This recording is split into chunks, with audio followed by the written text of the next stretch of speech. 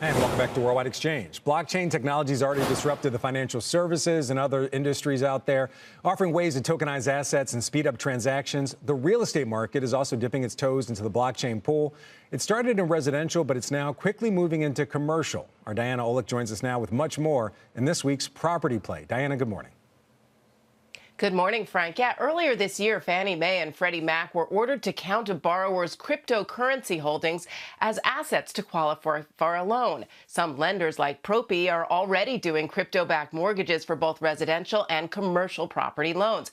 I spoke with Tony Giordano, a crypto and blockchain disruptor in the real estate space, about that evolution. If somebody comes to me now and says, I want to buy a house using Bitcoin, my question is why? Why on earth would you trade an asset that's going to go up 20 more times than that house will in the next 20 years? So now you have all of these new private equity firms giving you a loan against your Bitcoin asset so you don't have to get rid of it, and now you can just go buy the house traditionally. Even more important, Giordano says, is real estate moving to the blockchain. A recent report from Deloitte said industry players now realize that blockchain-based smart contracts can play a much larger role in CRE, potentially transforming core CRE operations such as property transactions, purchase, sale, financing, leasing, and management.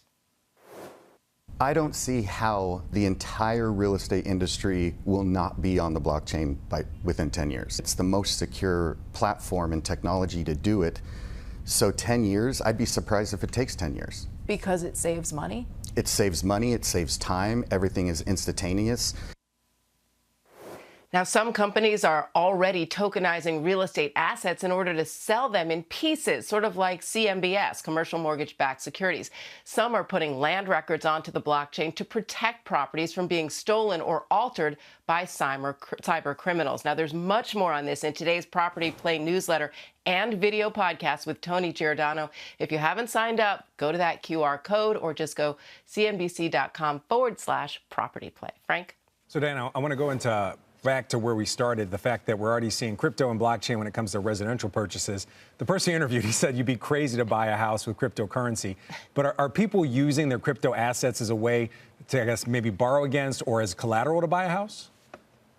Yeah, that's exactly what he's saying. And so there are these crypto-backed mortgages. And as I said, Fannie and Freddie are now using those so you can get a mortgage with those as your assets. They count as your assets. So the point is that cryptocurrency is moving up, is appreciating so quickly that why would you want to get rid of your cryptocurrency? Why not use it as leverage? So we're seeing that as leverage both in the residential real estate market as well as in the commercial market. All right.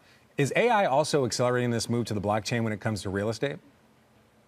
Absolutely. It's doing that because it's easier to do it through AI, but also because AI is making cyber criminals much more able to hack into property records and to steal properties and steal people's, own residential as well as commercial properties. And so by putting it onto the blockchain, it cannot be altered. So this rise of AI, which helps cyber criminals, is actually pushing real estate onto the blockchain because it's so much more secure. All right, Diana Olick with this week's Property Play. Diana, good to see you as always. Thank you.